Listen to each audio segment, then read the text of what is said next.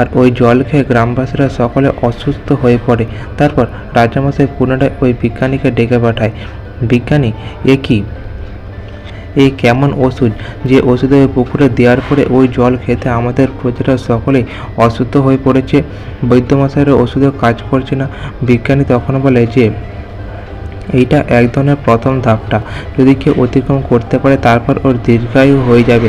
রাজামশাই বলে, নিকুচি করেছে তোমার প্রথম ধাপ, আগেই তা সকলকে সুস্থ করার ব্যবস্থা করো, নইলে তোমার দুজনে এখান থেকে বেরিয়ে যাও, তুমি আর মন্ত্রীমশাই তখন বলে, রাজামশাই, সোজা আঙুলে যখন ঘি ওঠে না, আঙুল তো বাঁকাতেই হয়, তাই আমাকে এমন ধরনের কাজ করতে হয়েছে। আপনি বেশি কথা বলবেন না। এখন আপনার সমস্ত প্রহরীরা, এমনকি সেনাপতিরা সকলেই আটকানো রয়েছে, আর এই রাজ্য পুরো আমার আর এই বিজ্ঞানের সমস্ত কিছু দখলে রয়েছে। রাজামশাই বলে, ও তাহলে বন্দি করতে চাইছো, তাহলে আমাকেও তুমি বন্দি করে রেখে দাও। মন্ত্রীমশাই বলে, না না, আপনাকে বন্দি করে কিছু করব না, আপনাকে আপনার সিংহাসনে বসিয়ে রেখে যাদের কাছ থেকে বেশি করে কর আদায় করব, তারপর প্রজারা যখন বিদ্রোহী হয়ে উঠবে তখন খাম্বার রাজা আপনার উপর আক্রমণ করবে, তখন আপনার সিংহাসনটা আমি দখল করে নিয়ে বসবো। রাজামশাই বলে, এ কি, তোমরা কি চাইছো আমার কাছ থেকে? বলে, দেখুন, দেখতে পাবেন সব সময় গোপাল গোপাল করা, এইবার আমি রাগ দেখাবো, আমি আর এই বিজ্ঞানী মিলে। তারপর রাজামশাই রাত্রিবেলা চিন্তা করতে করতে রানীমাকে বলতে থাকে যে, কি করব রানী, এবার তো আমরা বন্দী হয়ে পড়লাম এই শয়তান দুষ্টু এক বিজ্ঞানীর কাছে, আর সঙ্গে মন্ত্রীমশাইয়ের কাছে। রানীমা বলে, একদম চিন্তা করবেন না রাজামশাই, দেখবেন ঠিক কোনো উপায় বের করে গোপাল আমাদেরকে ঠিক বের করে নিয়ে যাবে, আর গোপালও নিজে ঠিক বেরিয়ে আসবে। ওদিকে বিজ্ঞানী মশাই গোপালকে বলে, গোপাল, আর কতদিন আমরা এই ঘরে আটকে থাকবো? গোপাল বলে, বিজ্ঞানী মশাই, একদম চিন্তা করবে না, দেখুন না, এই মাত্র আমাদেরকে উদ্ধার করতে আমার সব বানর সেনারা পৌঁছে যাবে। বলে, তাই নাকি গোপাল, তুমি সত্যি তাই ঠিক বলছো তো? গোপাল বলে, দেখবেন এই এলো বলে। তারপর বলতে না বলতে গুলটে বছরের ওই চারা গাছ লক্ষ্য করতে করতে সর্ষে গাছে পৌঁছে যায় গোপালের কাছে।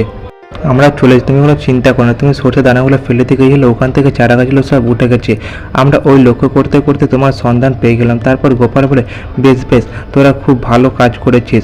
গোপাল বলে, বিজ্ঞানী, তোমার কাছে কি কোনো ওষুধ আছে? মন্ত্রী কি আর ওই দুষ্টু ওই বিজ্ঞানী, ওদেরকে আক্রমণ করা যেতে পারে?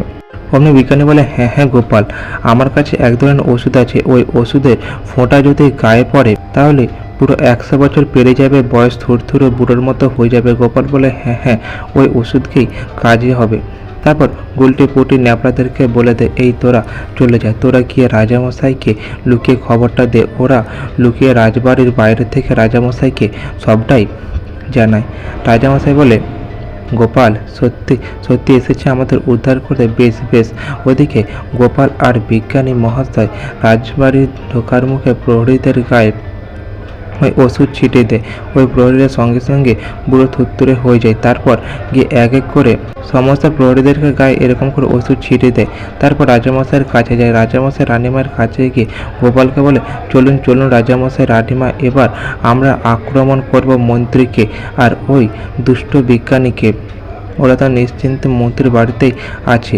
আপনি রাজামশাই বলে, গোপাল, সত্যি তুমি ছেলে বলে আমার উদ্ধার করলে গোপাল। গোপাল বলে, রাজামশাই, আমি থাকতে আপনাদের কারোর কিচ্ছু হবে না। তারপর রাজামশাই আর রানীমার সঙ্গে বিজ্ঞানী গোপাল মিলে সকলে মিলে ওই মন্ত্রীমশাইয়ের বাড়িতে যায়। ওদিকে মন্ত্রীমশাই বিজ্ঞানীর সাথে আলোচনা করতে থাকে এরপর কি করবে না করবে। তারপর গোপাল বলে, এবার তো আপনি আমাদের হাতে বন্দি হয়ে গেছেন মন্ত্রীমশাই, আর কত চালাকি করবেন? দুষ্ট বিজ্ঞানী দুষ্ট বুদ্ধি খাটাবেন, আপনাকে আটকে রাখা দেখুন আজকে আপনাদের কি দশা হচ্ছে। সঙ্গে সঙ্গে গোপাল ওই ওষুধটা ওদের গায়ে ছিটিয়ে দেয়। ওরা সঙ্গে সঙ্গে থুরথুরে বুড়ো হয়ে যায়। ওরা বলে, গোপাল, আমাদের আবার ঠিক করে দাও, আমরা তো থুরথুরে বুড়ো হয়ে গেলাম, তাহলে তো আমরা তাড়াতাড়ি করে মরেও যাব। গোপাল, আমাদেরকে আগের অবস্থায় ফিরে দাও।